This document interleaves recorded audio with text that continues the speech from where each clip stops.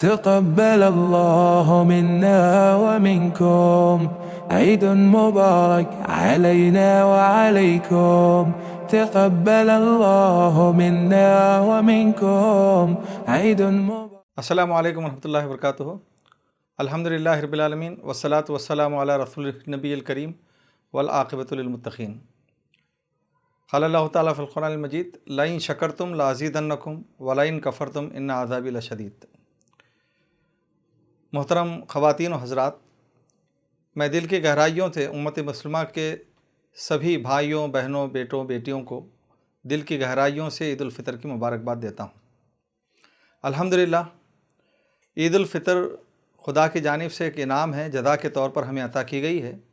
ہم نے ایک مہینے تک اللہ کی ہدایت کے مطابق اس کی عبادتیں کی ہیں اور اس کے بتائے ہوئے راستے پر چلنے کی کوشش کی ہے.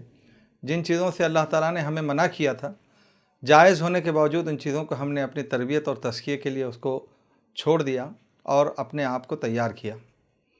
یہ عید صرف ظاہری طور پر خوشی اور مسرت کا نام نہیں ہے. ہم لوگ عام طور پر اچھے کپڑے پہننے اور خوب اچھا کھانے اور خوشی مسرت کے ظاہری طریقوں کو اپنانے کو عید سمجھتے ہیں، لیکن یہ ہلا گلا خوشی مسرت اگر غیر معیاری ہو تو یہ عید کا صحیح انعام نہیں ہوگا، بلکہ ہم عید کی ناشکری کریں گے. بنیادی طور پر اللہ تعالیٰ نے ہم لوگوں کو ایک مہینے کا جو ٹریننگ کورس دیا ہے، اس ٹریننگ کورس کو کامیابی سے گزارنے کے نتیجے میں اللہ تعالیٰ نے یہ عید ہم کو عنایت کی ہے. اور آپ یہ بھی جانتے ہیں کہ اس عید کا صحیح اظہار اسی وقت ممکن ہے کہ رمضان کا ایک اور عظیم تحفہ قرآن مجید کی شکل میں ہمیں ملا، اور ہم سب نے کوشش کی کہ سماعت قرآن کے ذریعے سے، نمازوں کے ذریعے سے، تلاوت کے ذریعے سے، ترجمہ اور تفہیم کے ذریعے سے سمجھنے اور اس پر عمل کرنے کی پوری تگودو ہم نے کی ہے.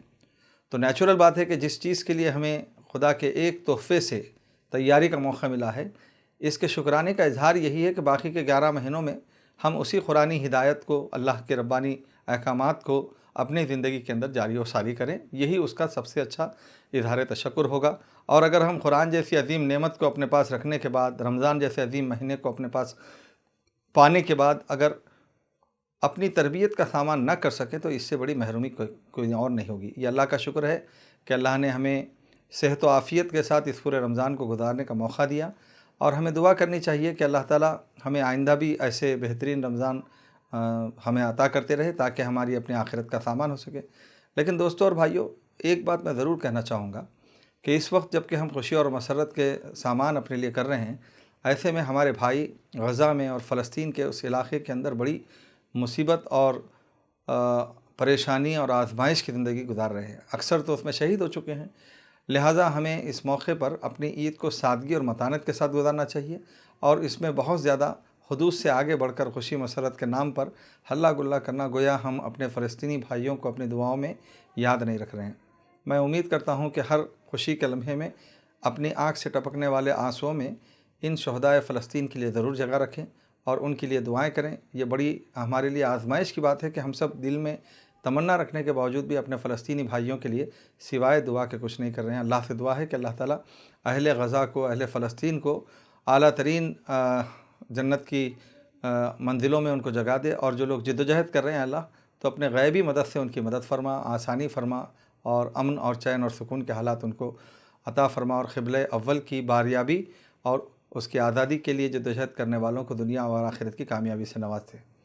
میں پھر ایک وقت آپ حضرات کو مبارکباد دیتا ہوں، اور خصوصاً اس بات کی امید کرتا ہوں کہ تحریک اسلامی کے تمام ارکان، کارکنان، متوسلین انشاءاللہ عید کے اس موقع پر دعوتی جدوجہد کو اور آگے بڑھانے کے لیے اپنی سرگرمیوں کو انجام دیں گے، اور بہتر صورتحال کے ساتھ اس امت کو ایک ایسے مشن کی طرف تیار کرنے کے لیے آمادہ کریں گے کہ لوگوں کے دلوں سے اسلام کی عظمت کا کوئی عکس چھوٹنے نہ پائے، اور اسلام اور مسلمانوں کے تئیں جو نگیٹیوٹی پیدا ہوئی ہے اس کو دور کرنے میں ہم پوری امت مسلمہ کو ساتھ لے کریں گے. جزاک اللہ. خدا حافظ.